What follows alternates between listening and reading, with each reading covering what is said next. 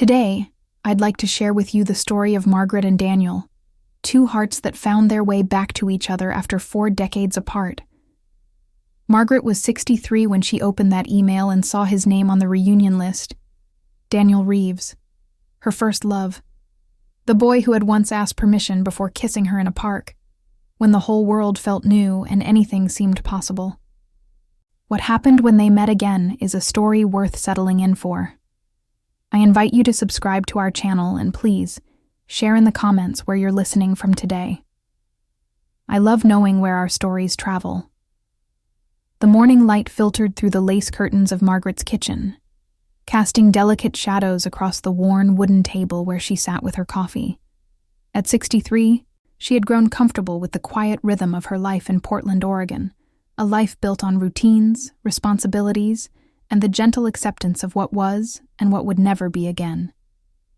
The house, a modest craftsman-style home in the Hawthorne district, held 40 years of memories within its walls.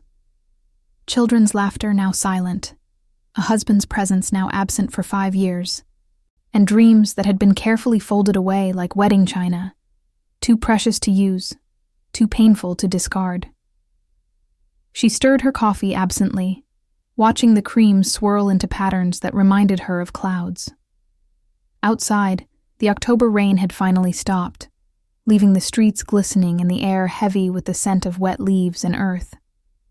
It was the kind of morning that made her think of beginnings, though she couldn't say why. At her age, most things felt like endings, or, at best, continuations of long-established patterns. The email notification chimed on her laptop, an insistent little sound that interrupted her thoughts. Margaret adjusted her reading glasses and squinted at the screen. The message was from the reunion committee of Lincoln High School, class of 1979. She'd been receiving these notifications for weeks now, each one a gentle nudge toward an event she had no intention of attending, 45 years since graduation. The number felt impossible, as though time itself had played a trick on her, stealing decades when she wasn't looking. Her finger hovered over the delete button, as it had done with all the previous emails. But something made her pause. Maybe it was the loneliness that had been creeping in more frequently lately, or maybe it was the photograph attached to the message, a grainy, faded image of the old school building, its brick facade exactly as she remembered it. Against her better judgment, she opened the email. The message was cheerful, almost aggressively optimistic, listing the names of confirmed attendees. Margaret skimmed through them with detached interest, recognizing some, forgetting others entirely. Sarah Mitchell. Yes, she remembered her. Tom Bradley. Wasn't he the one who became a dentist? Her eyes continued down the list and then stopped. Completely stopped. Daniel Reeves. The name hit her like a physical thing, stealing the breath from her lungs. Her hand trembled slightly as she set down her coffee cup, the ceramic clicking against the saucer with unexpected loudness in the quiet kitchen. Daniel Reeves. After all these years, after all the careful forgetting, the deliberate moving on, the building of a life that didn't include him, there was his name, as simple and devastating as it had been when she first learned to write it in the margins of her notebooks, surrounded by hearts she'd drawn with the obsessive devotion of a 17-year-old girl. Margaret closed the laptop with more force than necessary and stood up, her chair scraping against the hardwood floor. This was ridiculous. She was a grown woman, a grandmother for heaven's sake. Daniel Reeves was a chapter from another lifetime, a boy she'd known when the world was new and everything felt possible. The fact that his name could still cause her heart to race was absurd, embarrassing even. She busied herself with washing the breakfast dishes, scrubbing at a plate that was already clean, trying to push the memories back where they belonged. But they came anyway, unbidden and vivid, as fresh as if they'd happened yesterday instead of 43 years ago. She'd been 17 when she met Daniel, though met wasn't quite the right word. They'd known each other peripherally for years, occupying the same hallways, sitting in the same classrooms, existing in each other's orbit without truly connecting. But that changed one afternoon in September of their senior year, when Mrs. Patterson paired them together for a history project on World War II. Margaret could still remember every detail of that first afternoon they'd spent together in the public library. He'd shown up 15 minutes late, his dark hair slightly damp from the rain, his backpack slung over one shoulder, with the casual confidence of someone who'd never doubted his place in the world. She'd been annoyed at first. She was always on time, always prepared, always responsible. But then he'd smiled at her, a crooked, apologetic smile that transformed his entire face, and something inside her had shifted irreversibly. He'd apologized for being late, explaining that his father had needed help with something at the hardware store downtown. Margaret had known about the store. She'd seen Daniel there once or twice when her own father had sent her to pick up supplies. But she'd never really looked at him before. Not like this. Not close enough to notice the way his brown eyes had flecks of gold in them, or how his hands moved when he talked, expressive and sure. They'd worked on the project for 6 weeks, meeting twice a week at the library, and somewhere between researching the D-Day invasion and writing about the home front, Margaret had fallen completely, irrevocably in love. It wasn't the kind of love she'd read about in the romance novels she'd hidden under her bed, all dramatic and sudden like lightning striking. It was quieter than that, more inevitable, like watching the seasons change. One day she was just Margaret Fletcher, a good student with her future carefully planned out. And the next she was a girl who counted the hours until she'd see Daniel again, who rewrote her notes 3 times because she wanted her handwriting to look pretty, who lay awake at night imagining what it would be like if he kissed her. He did kiss her, eventually.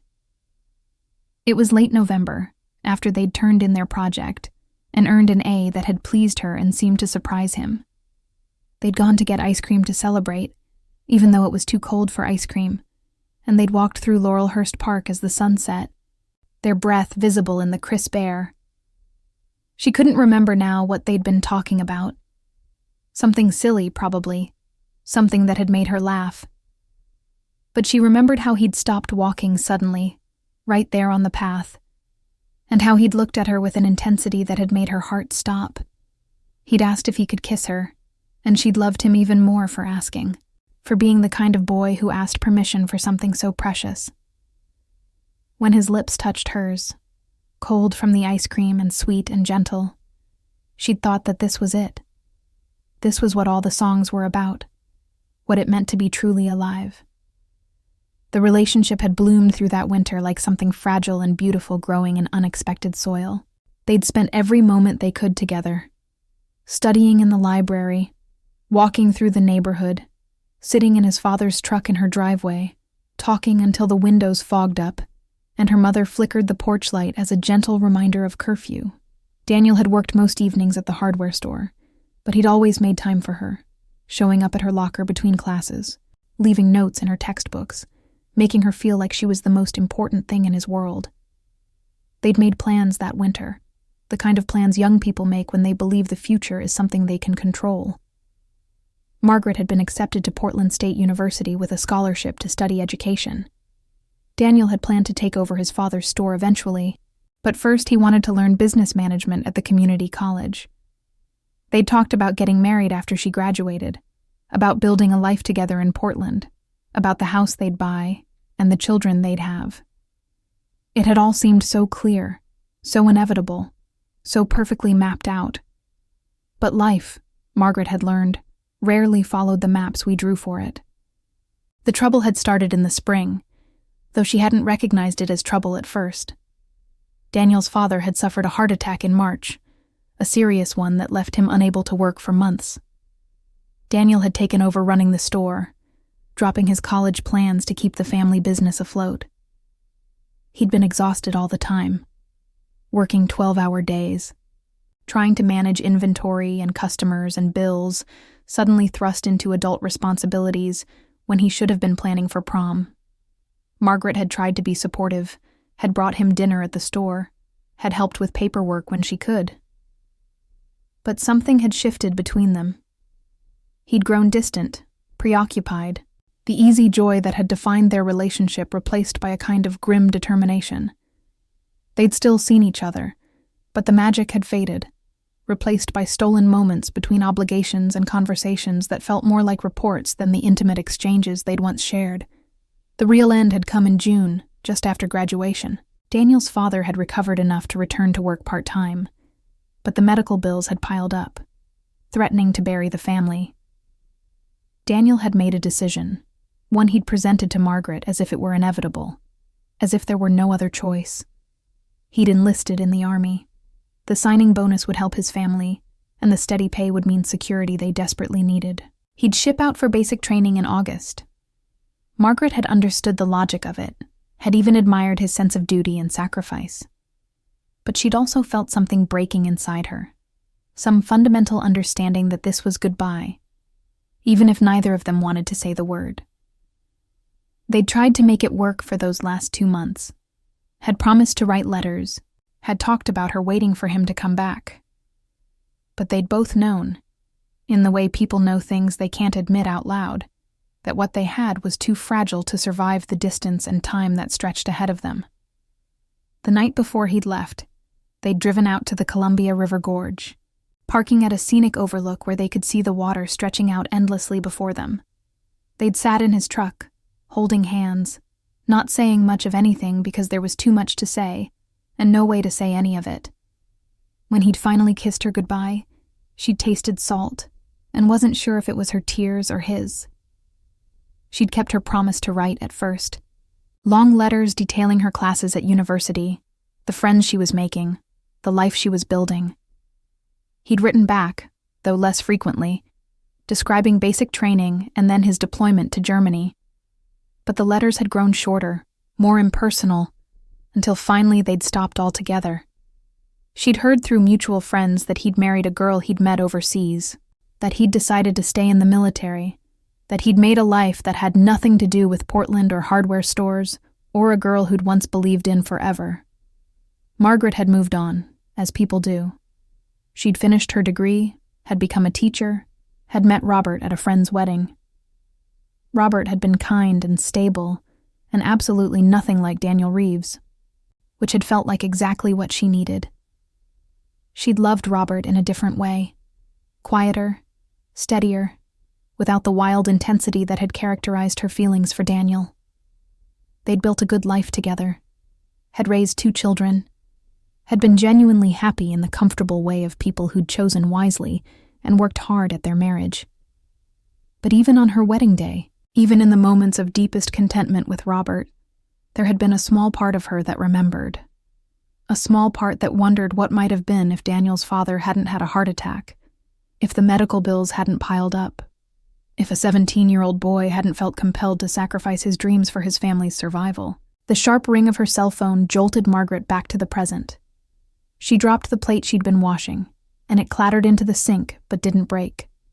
Her hands were shaking again, and she felt ridiculous, a woman of 63 trembling over memories of a high school romance like some lovesick teenager.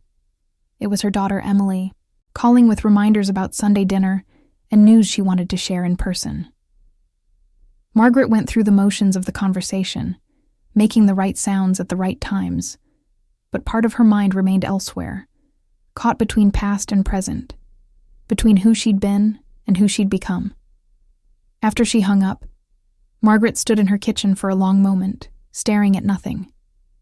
Then, with the feeling of someone stepping off a cliff, she opened her laptop again and pulled up the reunion email. Her fingers hovered over the keyboard, and she thought about all the reasons she shouldn't go. She thought about how foolish it would be to attend an event just because Daniel Reeves might be there. She thought about how much had changed, how much time had passed, how they were different people now, strangers who happened to share a history. But then she thought about something else. She thought about how, for 43 years, she'd wondered what had happened to him, what kind of man he'd become, whether he ever thought about her the way she sometimes, in her most private moments, thought about him. She thought about how, in all her years of marriage to Robert, a good marriage, a solid marriage, a marriage she'd never regretted, there had still been a small corner of her heart that belonged to a boy with gold-flecked eyes who'd asked permission before kissing her in a park. She clicked the reply button and began to type a confirmation of her attendance, her heart pounding as if she'd just done something dangerous. And perhaps she had. Perhaps remembering could be the most dangerous thing of all. The reunion was 3 weeks away. 3 weeks to prepare herself, to decide what to wear, to practice what she'd say if she saw him. 3 weeks to convince herself that this was just about nostalgia, about honoring the past, about satisfying a harmless curiosity. 3 weeks to lie to herself about why her hands wouldn't stop shaking, and why, for the first time in 5 years, she felt something other than the gentle numbness of contentment. She felt alive, terrifyingly, wonderfully alive. Outside, the October rain began again, drumming against the windows like an insistent reminder that some things, once started, cannot be undone. Margaret sat in her quiet kitchen, listening to the rain and thinking about first loves and second chances, and the strange, unpredictable ways that life circles back on itself when you least expect it.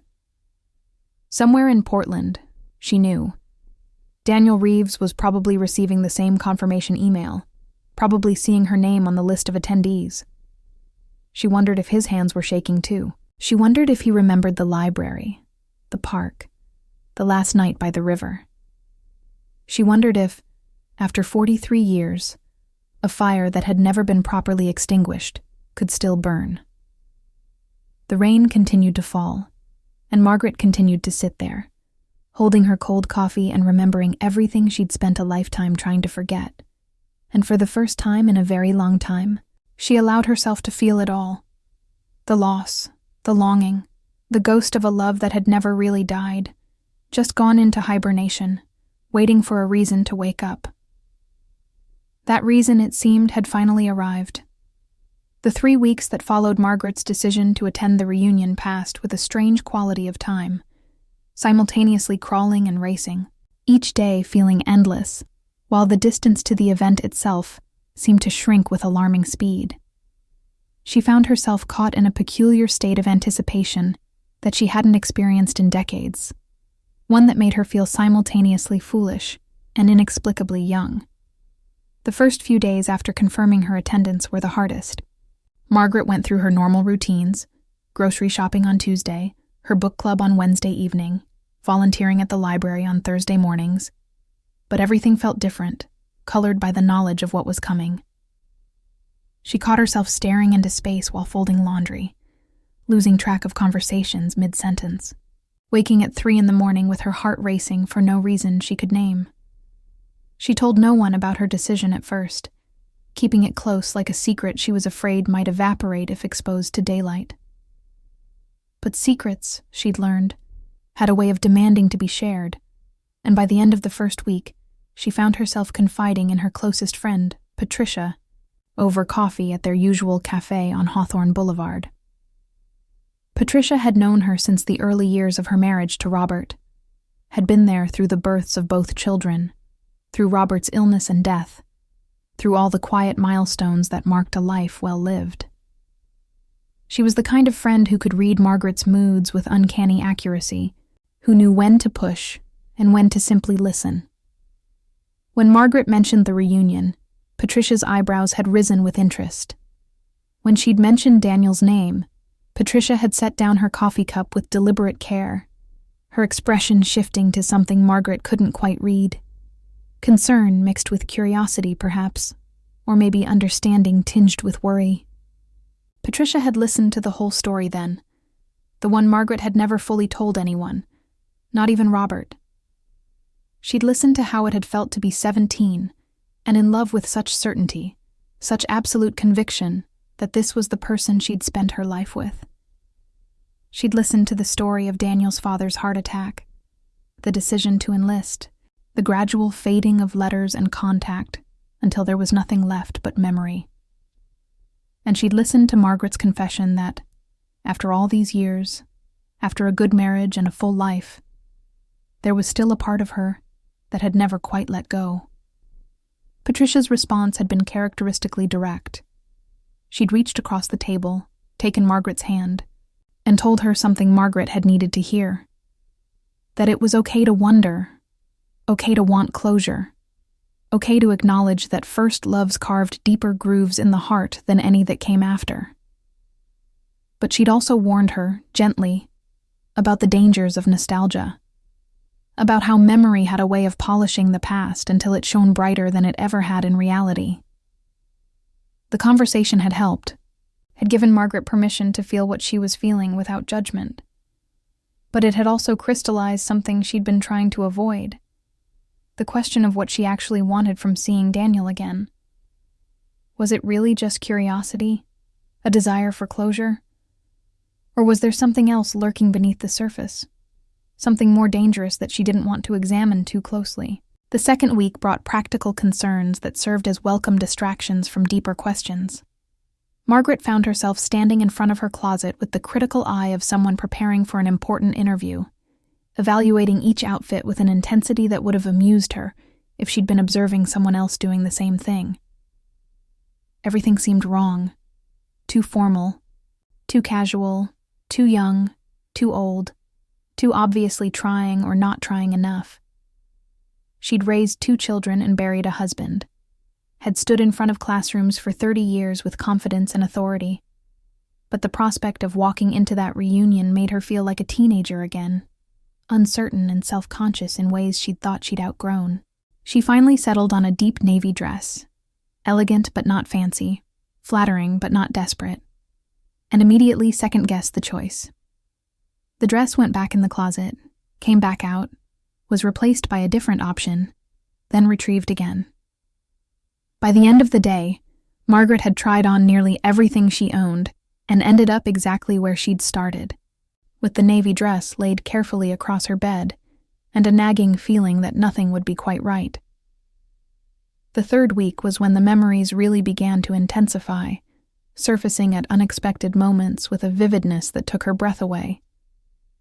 She'd be driving to the grocery store and suddenly remember the way Daniel used to drum his fingers on the steering wheel of his father's truck, keeping time to whatever song was on the radio.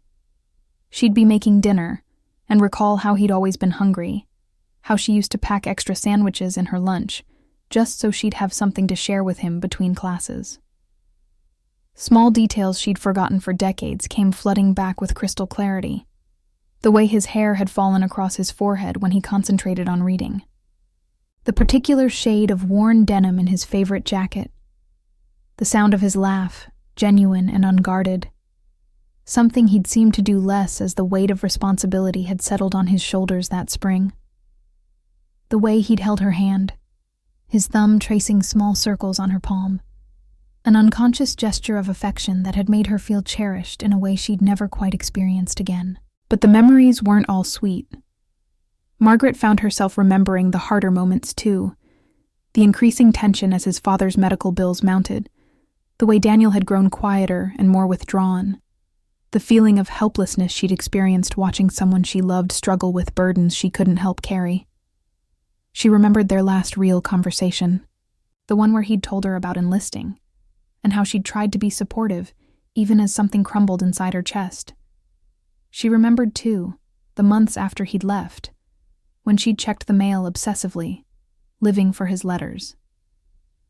She remembered the gradual lengthening of time between responses, the way his words had become more generic, less personal, until they'd read like reports from a distant acquaintance rather than love letters from someone who'd once known her better than anyone.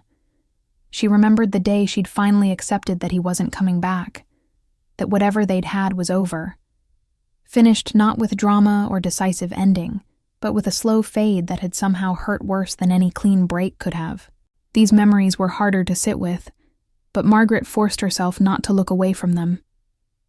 If she was going to do this, if she was really going to walk into that reunion and face Daniel Reeves after 43 years, she needed to remember all of it, not just the parts that glowed in the soft light of nostalgia. Sunday dinner with Emily's family provided both a welcome distraction and an unexpected complication. Margaret brought the requested apple pie, played with her grandchildren, and tried to focus on the present rather than dwelling on the past or anticipating the future. But Emily knew her too well, had inherited her father's ability to sense when something was off, and she'd pulled Margaret aside while the men were cleaning up after dinner.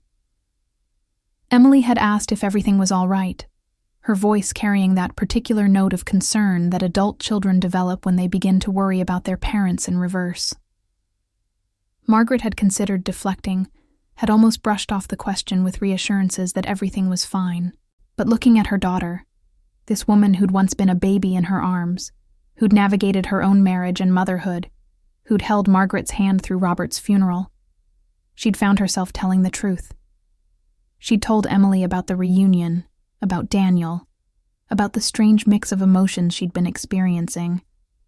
Emily had listened with the kind of careful attention that suggested she was processing more than just the surface story, weighing implications and outcomes in that analytical way she approached most things. Emily's response had surprised her. Instead of concern or judgment, her daughter had smiled, a knowing, slightly sad smile that suggested she understood more than Margaret had given her credit for. Emily had told her something then that Margaret hadn't known, that Robert had once mentioned Daniel, years ago, early in their marriage. He'd told Emily's father that he knew he wasn't Margaret's first love, but that he was determined to be her last and best one. The revelation had hit Margaret with unexpected force. She'd never realized that Robert had known, had never imagined that he'd been aware of the small corner of her heart that remained forever 17. The fact that he'd known and loved her anyway, had built a life with her despite that knowledge, made her miss him with a fresh intensity, even as it complicated her feelings about seeing Daniel again. Emily had hugged her then, told her that it was okay to honor what she'd felt for Daniel, while also honoring what she'd had with Robert. The two things didn't cancel each other out, Emily had said. The heart was big enough to hold multiple truths, multiple loves, multiple versions of who we'd been and who we'd become. The conversation had helped, but it had also made Margaret think more carefully about what she was doing. Was she honoring the past, or trying to reclaim it?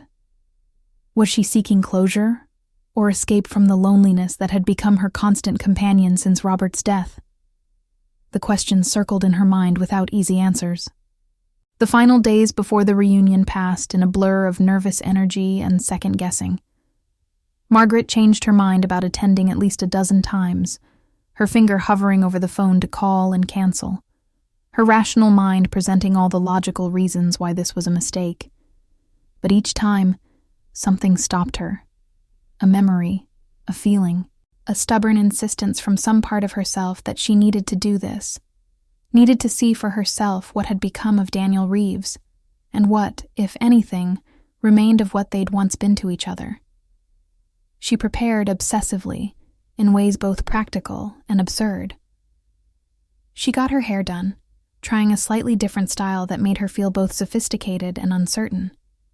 She bought new shoes to go with the navy dress, breaking them in around the house, so she wouldn't be limping by the end of the evening. She practiced what she might say if she saw him, rehearsing casual greetings in front of her bathroom mirror, like an actress preparing for a role. But beneath all the practical preparations lurked deeper questions that no amount of rehearsal could answer. What if he didn't remember her? Not really. What if he did remember but didn't care? What if the boy she'd loved had become someone unrecognizable, someone she had nothing in common with? Or worse, what if he was exactly as she remembered, and seeing him again opened wounds she'd thought long healed? The night before the reunion, Margaret barely slept. She lay in the darkness of her bedroom, listening to the familiar sounds of the house settling around her, and thought about all the years that had passed, all the versions of herself she'd been since she was that girl in the library falling in love over a history project.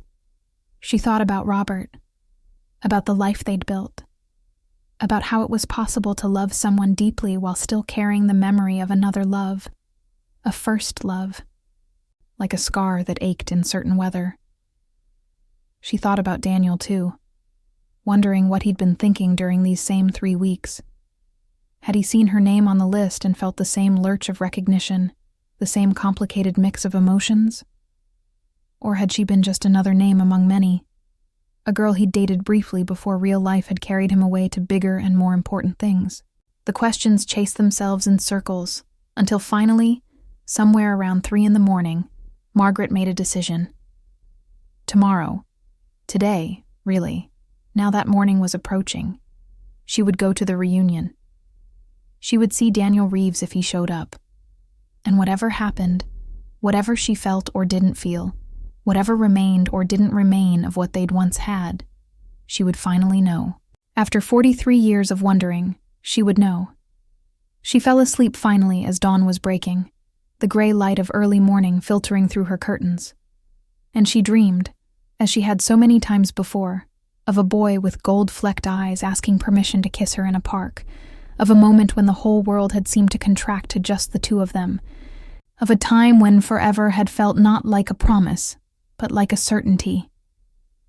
When she woke a few hours later, her heart was already racing. The reunion was tonight.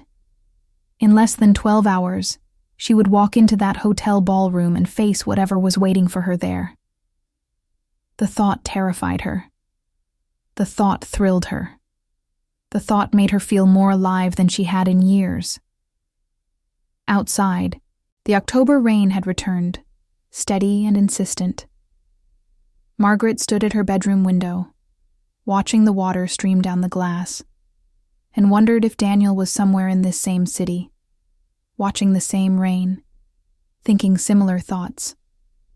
The not knowing was almost unbearable, but in a few hours, she wouldn't have to wonder anymore. The waiting, at least, was almost over. Margaret stood in front of her full-length mirror for the 10th time that evening, smoothing down the navy dress that suddenly felt like the wrong choice despite weeks of deliberation. Her reflection stared back at her, a woman of 63 with silver threading through her auburn hair, lines around her eyes that spoke of years of smiling and worrying in equal measure, a body that had carried children and weathered time with the grace of someone who'd never fought too hard against the inevitable changes. She looked like exactly what she was. A woman who'd lived a full life, who bore her years with dignity if not always with ease. But looking at herself now, all she could see was everything that had changed since she was 17, every way in which time had marked her, every difference between the girl Daniel had known and the woman she'd become. The rational part of her brain, the part that had taught 8th graders for 3 decades and raised 2 functional adults, tried to interject with reason. He would have changed too. 43 years marked everyone. He would be 64 now, would carry his own history written on his face and body, would be as different from the boy he'd been as she was from that girl. But knowing this intellectually did nothing to calm the butterflies that had taken up permanent residence in her stomach. The drive to the hotel took 20 minutes through rain-slicked streets, Portland's autumn weather providing an appropriately moody backdrop for the evening ahead. Margaret gripped the steering wheel tighter than necessary, her mind oscillating between the present moment and fragments of memory. Every traffic light felt like a reprieve and a delay in equal measure. Part of her wanted to turn around, to go home and text some excuse about feeling unwell. Part of her pressed harder on the accelerator, afraid that if she didn't keep moving forward, she'd lose her nerve entirely. The hotel hosting the reunion was one of those renovated historic buildings in downtown Portland, all exposed brick and modern lighting trying to honor the past while embracing the present, an apt metaphor that wasn't lost on Margaret as she pulled into the parking garage. She sat in her car for 5 full minutes after parking, engine off, hands still on the wheel, breathing deliberately and trying to remember why she'd thought this was a good idea. The walk from the parking garage to the ballroom felt both endless and far too short. Margaret could hear music and laughter growing louder as she approached, could see other people her age streaming toward the entrance in clusters of 2 and 3, their voices carrying that particular pitch of forced enthusiasm that marked reunions everywhere. She recognized a few faces, aged versions of people she'd once known, their features softened or sharpened by time but still fundamentally familiar. The ballroom itself was decorated in a style that aimed for nostalgic without being tacky. Photographs from their high school years displayed on easels, a table laden with yearbooks from 1979, name tags arranged alphabetically on a table by the entrance. Margaret picked up hers, the adhesive backing feeling sticky against her fingers as she pressed it to her dress. Margaret Fletcher Wilson, The addition of her married name felt like both a shield and a reminder of all the life she'd lived since she was simply Margaret Fletcher. The room was already crowded, filled with the particular energy of people trying to reconcile memory with reality, matching aged faces to cherished or half-forgotten recollections of youth. Margaret accepted a glass of wine from a passing server more for something to hold than any real desire to drink, and began the slow circuit around the room that seemed to be expected of her. She spoke to people she'd once known well, and people she barely remembered. Sarah Mitchell, who'd been her lab partner in chemistry, now a retired nurse with 4 grandchildren. Tom Bradley, the dentist, who looked exactly as she'd imagined he would, prosperous and content. Mrs. Patterson, their old history teacher, now in her 80s but still sharp, who remembered Margaret and Daniel's World War II project and commented that it had been one of the best she'd ever received. Each conversation was pleasant, superficial, the kind of exchange that felt both genuine and performative. But beneath every smile and nod, Margaret was aware of her eyes scanning the room, searching for one particular face among the crowd of aged strangers. She told herself she was simply being observant, taking in the scene, reacquainting herself with her past. But she knew the truth. She was looking for Daniel. An hour passed, then 90 minutes. Margaret had nearly convinced herself that he wasn't coming, that seeing her name on the list had made him decide to stay away, or that he'd simply had better things to do than attend a reunion for a school he'd left 45 years ago. The disappointment she felt at this possibility was sharper than she wanted to acknowledge, but it was also tinged with relief. Maybe this was better. Maybe the wondering was preferable to the knowing, the fantasy more bearable than whatever reality would have offered. She was standing by one of the photograph displays, studying a picture of the 1979 basketball team and trying to remember the names of the players when she felt it. That peculiar sensation of being watched, the prickling awareness of attention focused specifically on her. Margaret turned slowly, her heart suddenly hammering against her ribs with such force she wondered if others could see it. And there he was. Daniel Reeves stood about 20 feet away, near the entrance she'd been too distracted to keep watching. He was looking directly at her with an expression she couldn't quite read, recognition mixed with something else, something that looked almost like the same nervous anticipation she felt coursing through her own veins. Time had changed him, as it changed everyone, but somehow he was still unmistakably Daniel. His dark hair had gone silver, and there was less of it than there had been, receding from a forehead now marked with lines that suggested years of outdoor work or worry or both. He'd filled out through the shoulders and chest, had the solid build of someone who'd spent his life doing physical labor. His face was weathered, marked by years she knew nothing about, experiences she hadn't shared. But his eyes, those eyes were the same, brown with flecks of gold, direct and honest, looking at her now with the same intensity she remembered from a park bench 43 years ago, from a library table where they'd pretended to study while falling in love, from the cab of a truck parked by the Columbia River on a night when goodbye had felt impossible to say. They stood there for a moment that stretched beyond comfortable social parameters, just looking at each other across a crowded ballroom while conversations swirled around them and a playlist of songs from their youth provided incongruous soundtrack. Margaret felt frozen, incapable of movement or speech, her mind suddenly blank of all the carefully rehearsed greetings she'd practiced in front of her mirror. Then Daniel smiled, that same crooked smile that had undone her when she was 17, and began walking toward her.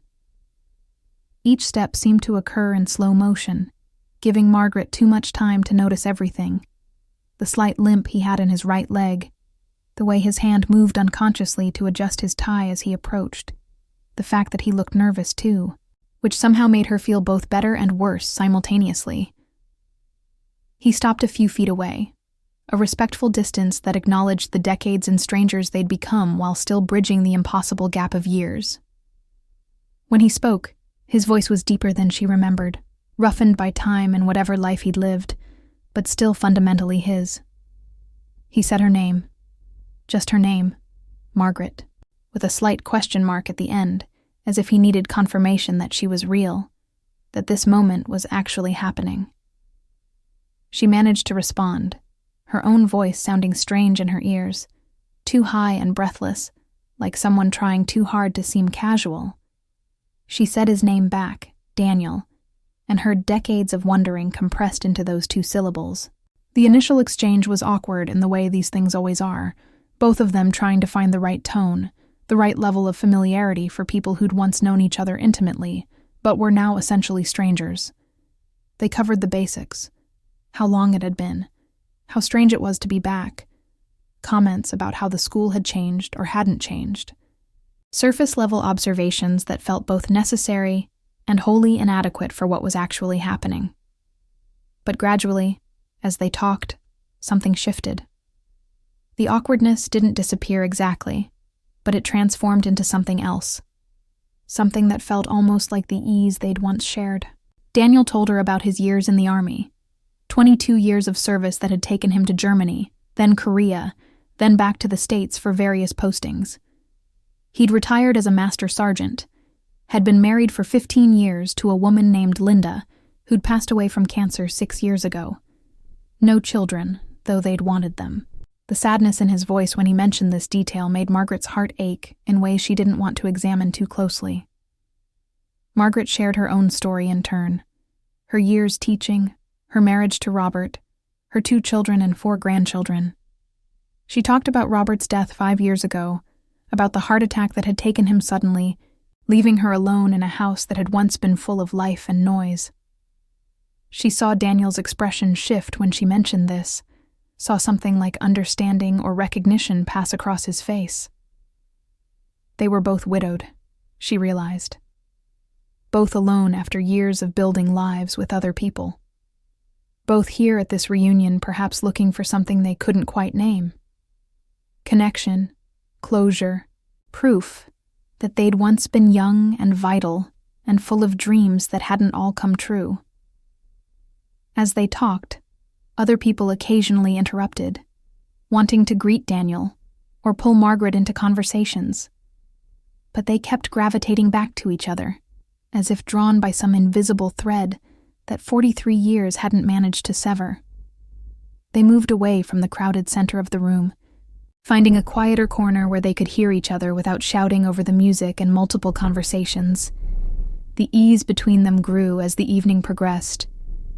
Margaret found herself laughing at stories about his misadventures in basic training, about the culture shock of living overseas, about trying to explain American sports to confused German colleagues. He listened with apparent genuine interest as she described her years in the classroom, the particular joys and frustrations of teaching adolescents, the way students from 30 years ago still occasionally recognized her in grocery stores and thanked her for some lesson she barely remembered teaching. But beneath the pleasant surface conversation, Margaret was aware of other currents running deeper. She noticed the way Daniel's gaze kept returning to her face, the way he seemed to be cataloging her features as if trying to reconcile memory with reality. She was conscious of her own awareness of him. The way he gestured when he talked, the sound of his laugh, the particular cadence of his speech that triggered memories she'd thought long buried. There was a moment, perhaps 2 hours into the reunion, when the conversation hit a lull. The playlist had shifted to a slower song, something from their senior year that Margaret half remembered, and Daniel had just finished telling a story that had made them both laugh. In the quiet that followed, he looked at her with an expression that made her breath catch. He told her then that he'd seen her name on the attendee list weeks ago, that it had been the reason he'd decided to come to the reunion at all.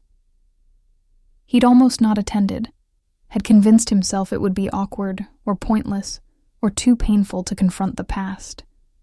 But seeing her name had changed his mind. He'd needed to know, he said, needed to see her again, even if just once, even if it turned out they had nothing to say to each other after all these years. Margaret felt something crack open inside her chest at this admission.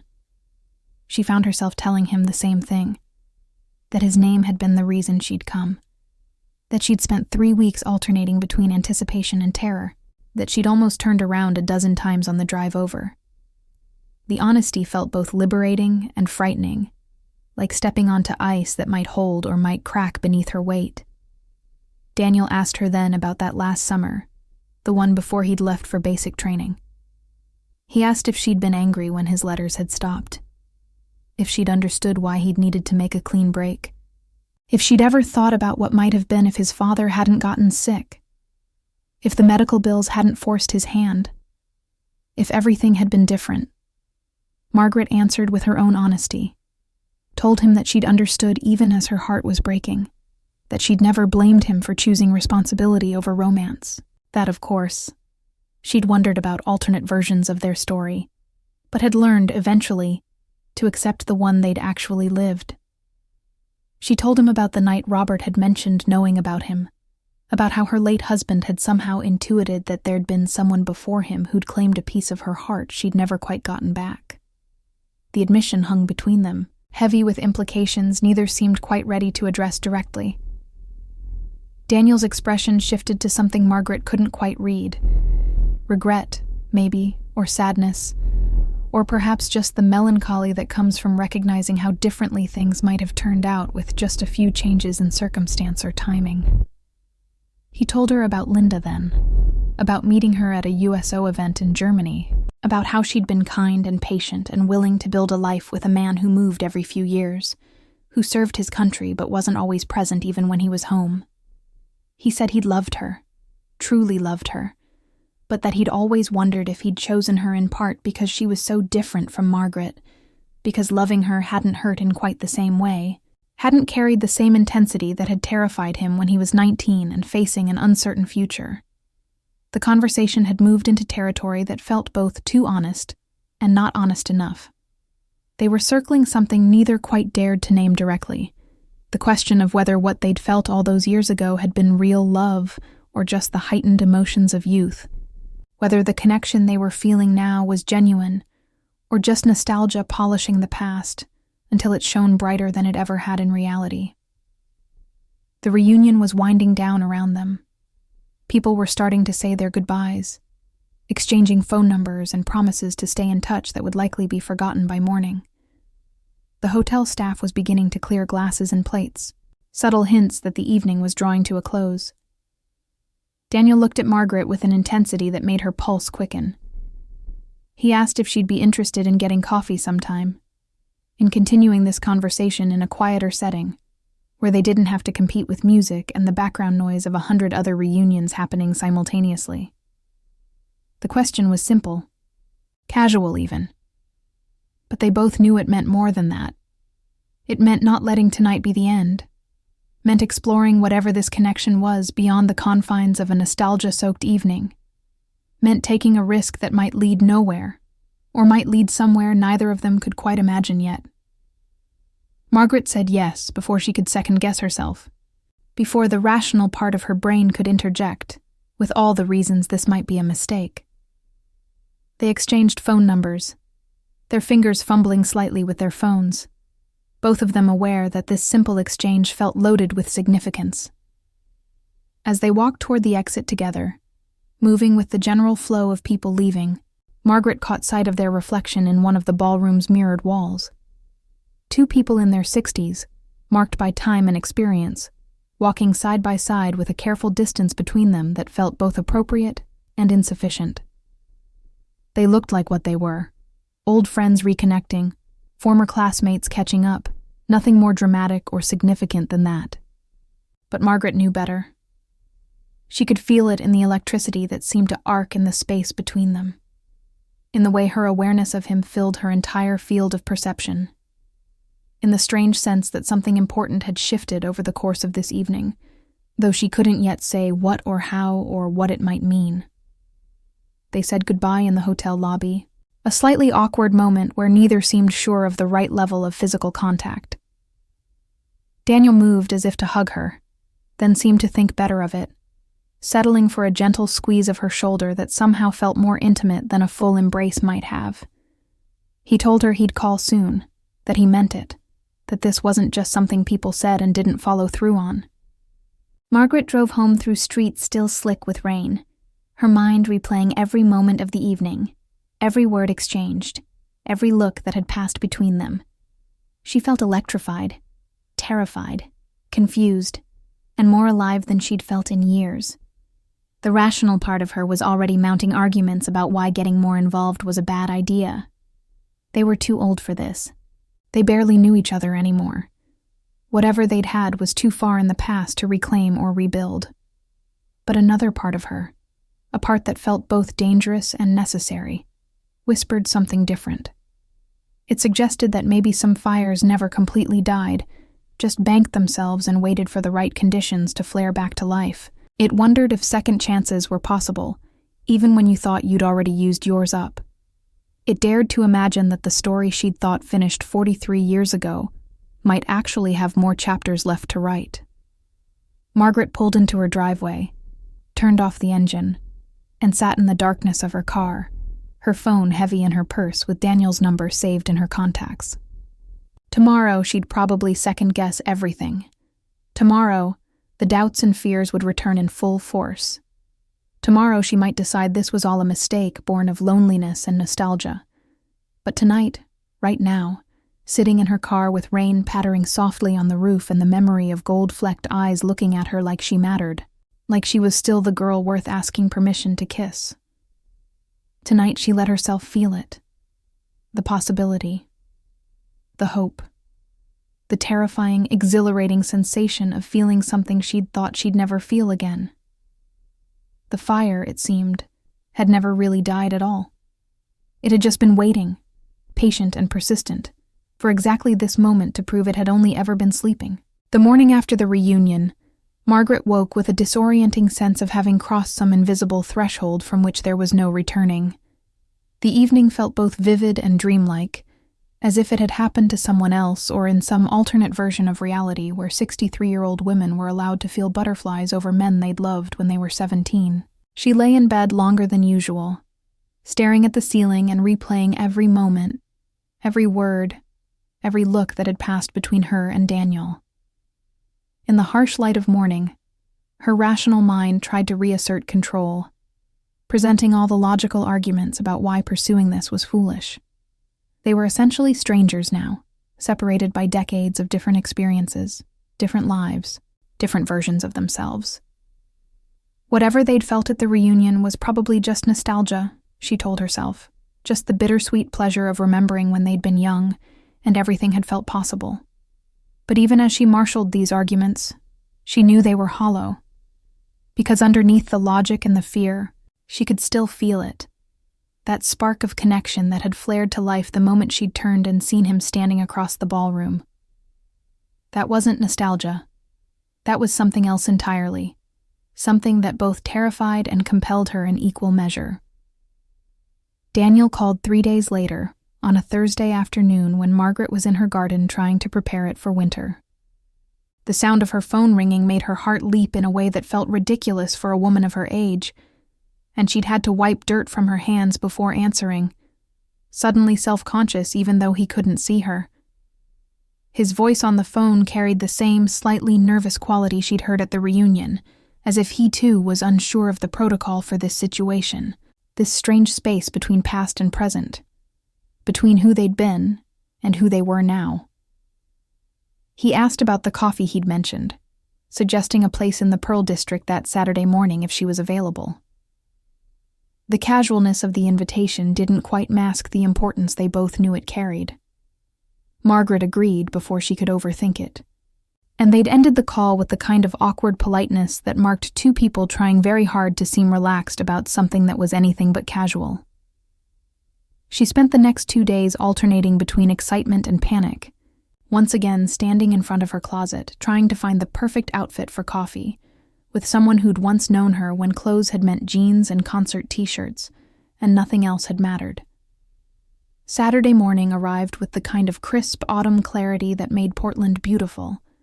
Clear skies, cool air, leaves turning gold and red in the trees that lined the streets. Margaret arrived at the coffee shop 15 minutes early, a habit born of a lifetime of never being late, and spent those minutes sitting in her car trying to calm her racing heart and remember that this was just coffee, just two old friends catching up. Nothing more significant than that. But when Daniel arrived, right on time, and smiled at her through the coffee shop window before coming inside. She knew that was a lie. This was significant. This mattered in ways she wasn't quite ready to admit yet. They ordered coffee. Both took it black, a detail that made them smile at each other like it meant something, and found a table by the window where they could watch the Saturday morning foot traffic while they talked. The initial awkwardness from the reunion had lessened, replaced by a different kind of tension, one that felt less about nerves and more about anticipation, about wondering what would be revealed in this more intimate setting. The conversation started safe. More details about their children, their work histories, their lives in Portland over the decades they'd been unaware of each other living in the same city. Margaret learned that Daniel had moved back to Portland 8 years ago, after Linda's death, drawn back to the city of his youth by some instinct he couldn't quite name. He'd bought a small house in the suburbs, had taken a job doing maintenance work at a high school, finding some peace in the routine of keeping buildings functional and safe. She told him about her teaching career in more depth, about the particular joy of watching students grasp concepts that had eluded them, about the peculiar sadness of retirement, of losing the structure and purpose that had defined so much of her adult life. She talked about her grandchildren, about the complicated love of watching her own children navigate parenthood, about feeling both necessary and peripheral in ways that were hard to articulate. But as the morning progressed, the conversation deepened, moving past the safe recitation of facts into more vulnerable territory. Daniel asked about her marriage to Robert, whether she'd been happy, whether she'd felt fulfilled, or had spent years wondering about roads not taken. The question was forward, perhaps too personal for a first real conversation in 43 years, but Margaret found herself answering honestly. She told him that yes, she'd been happy with Robert, that their marriage had been good in all the ways that mattered, built on respect and compatibility and genuine affection. But she also admitted what she'd never quite said out loud before, that there had been a part of her that always wondered, that carried the memory of what she'd felt at 17 and never quite felt again with the same intensity. Not that Robert hadn't been enough. She was careful to clarify, but that the love she'd felt for him had been different, steadier, more sustainable, but lacking the particular fire that had characterized what she'd felt for Daniel. The admission hung between them, raw and honest in a way that felt both liberating and dangerous. Daniel's response was to reach across the table and take her hand, a simple gesture that sent electricity through her entire body. He told her then about his years of wondering, too, about lying awake next to Linda sometimes and thinking about a girl in a library, about always carrying a small kernel of regret about how things had ended, about choices made from necessity rather than desire. They talked for 3 hours in that coffee shop, until the lunch crowd started arriving, and they realized they'd monopolized the table far longer than was polite. When they finally stood to leave, there was an unspoken agreement that this wouldn't be the last time, that whatever was happening between them deserved exploration rather than denial. The next few weeks established a pattern. They met for coffee twice a week, then 3 times, then found themselves talking on the phone in the evenings. Long conversations that reminded Margaret of being 17 and staying on the phone until her parents threatened to ground her for tying up the line. They were getting to know each other again, or perhaps getting to know each other for the first time. These adult versions of themselves shaped by decades of experience and loss and growth. Daniel took her to dinner at a restaurant overlooking the Willamette River, and they talked about books and movies and politics, discovering areas of agreement and disagreement that felt exciting rather than divisive. Margaret invited him to her house for a home-cooked meal, nervous about the intimacy of having him in her space, but wanting him to see this life she'd built. This home that had been hers and Robert's, and was now just hers. He'd walked through her house with careful attention, looking at the photographs on the walls, her children at various ages, Robert in his prime, grandchildren's artwork displayed on the refrigerator. She'd watched him seeing these artifacts of her life and had felt vulnerable in ways she hadn't anticipated. But when he'd turned to her with an expression of understanding rather than judgment, she'd known he got it, that she was honoring her past while still allowing herself to imagine a different future. They went for walks in the places they'd once walked as teenagers, and the overlay of memory and present reality created a strange double vision. Here was Laurelhurst Park, where he'd first kissed her, now with different trees and updated playgrounds, but fundamentally the same. Here was the library where they'd fallen in love over history books, now modernized but still smelling of paper and possibility. Here was the high school, expanded and renovated, but still recognizable, still holding the ghosts of who they'd been. But they also created new memories, went to places that had no association with their past. They attended a concert at the Crystal Ballroom, music from bands they'd discovered separately over the years, and danced in a way that felt both awkward and perfect. Two people finding their rhythm after decades of dancing to different songs. They went to Powell's Books and spent hours wandering different sections, eventually finding each other in the history aisle with matching smiles that acknowledged the poetry of it. About 6 weeks after the reunion, on a rainy November evening, Daniel asked Margaret if she'd be willing to take a drive with him. Something in his tone suggested this was important, and she'd agreed without asking for details, trusting whatever instinct had led her this far. He drove them out to the Columbia River Gorge, to the same overlook where they'd said goodbye all those years ago. The view was obscured by rain and early darkness, but they both knew where they were, could feel the weight of history pressing in around them. Daniel turned off the engine but left the heat running, and they sat in his truck. Not the same truck, of course, but similar enough to echo memory in uncomfortable ways. He told her then that he needed to say something he should have said 43 years ago, something he'd regretted not saying every day since.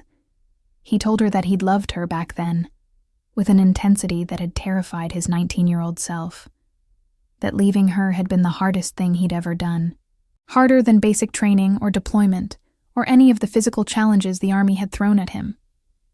That he'd stopped writing, not because he'd stopped caring, but because caring hurt too much from a distance. Because trying to maintain connection across thousands of miles while building a new life had felt like being torn in two.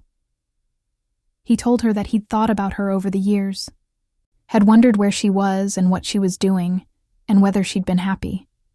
That he'd been glad to hear she'd found someone good. That she'd built a life that seemed full and meaningful. But that seeing her name on that reunion list had awakened something in him that he'd thought long dormant, had made him realize that some part of him had been waiting, all these years, for the chance to see her again. And then he told her what he'd brought her here to say.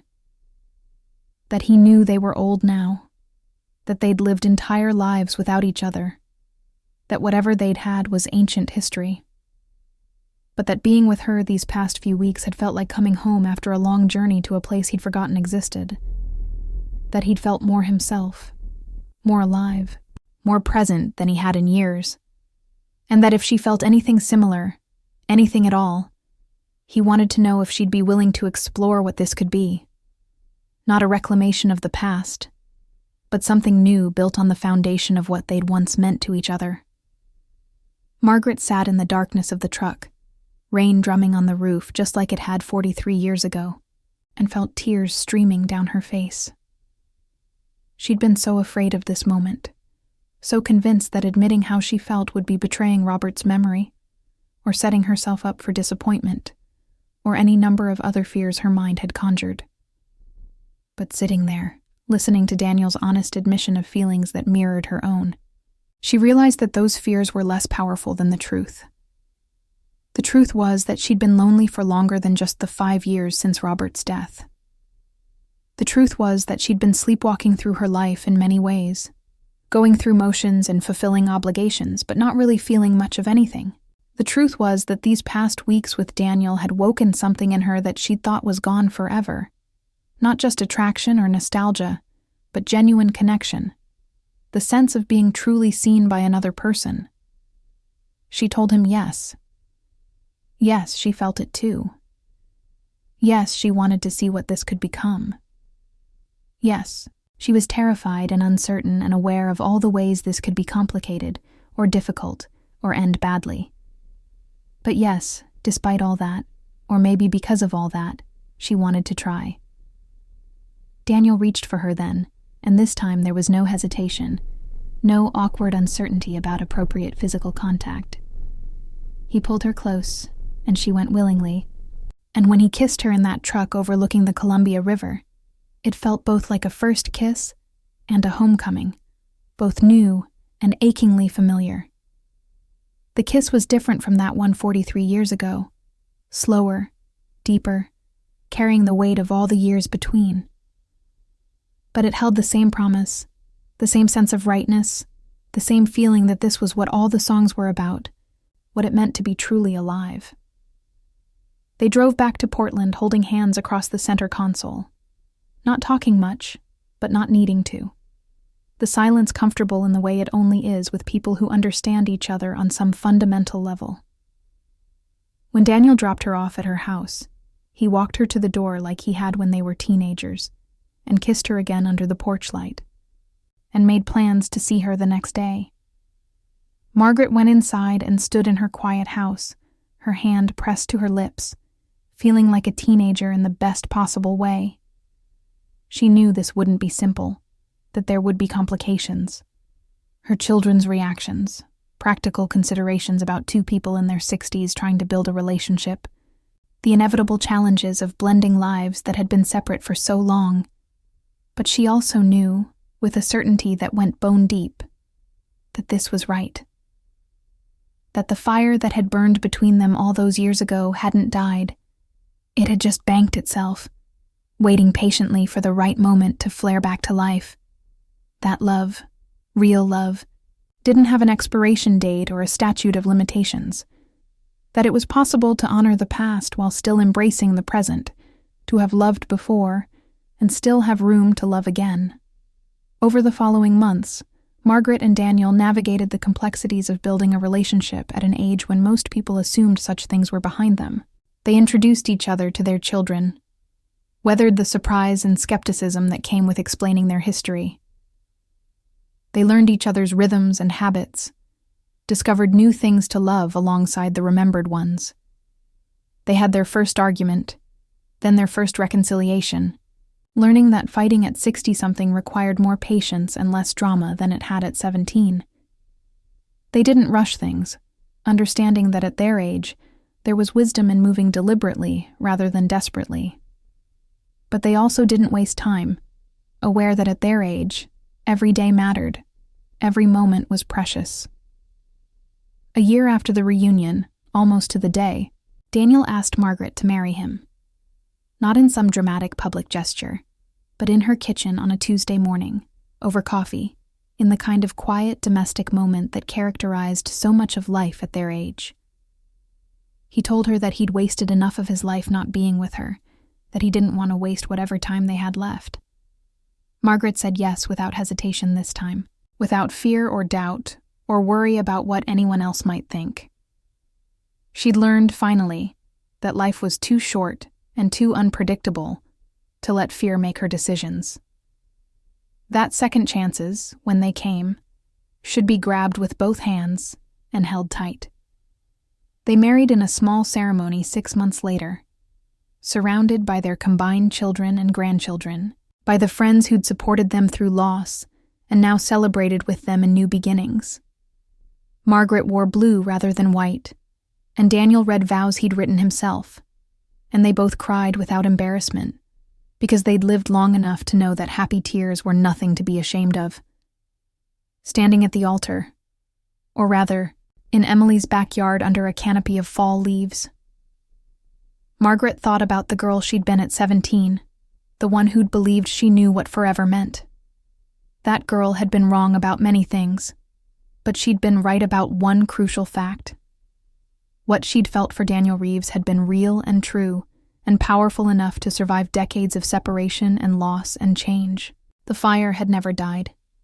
It had only been waiting, patient and persistent, for exactly the right moment to prove that some loves are written in a language deeper than time, that some connections transcend circumstance, that some stories aren't over just because you thought you'd reached the end. As Daniel kissed her at the conclusion of the ceremony, as their children cheered and cameras flashed and autumn leaves drifted down around them like confetti, Margaret understood something profound, that life wasn't a straight line from beginning to end, but a circle that sometimes, if you were very lucky, brought you back to where you were meant to be all along. She was 64 years old and she was beginning again. She was coming home.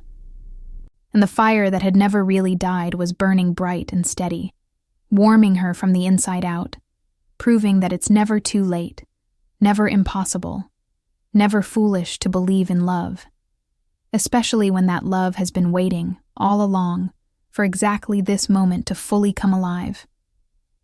Did Margaret and Daniel's story resonate with your heart? Their journey reminds us that true love doesn't fade with time. It simply waits, patient and enduring, for the right moment to bloom again.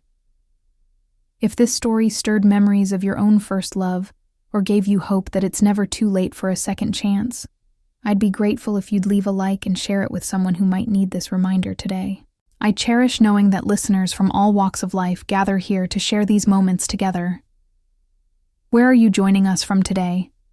I'd love to hear from you in the comments. And if stories like this touch your soul, subscribe and turn on notifications. There are more heartfelt journeys waiting to be told. Your presence here makes all the difference. Thank you for allowing me to share these stories with you.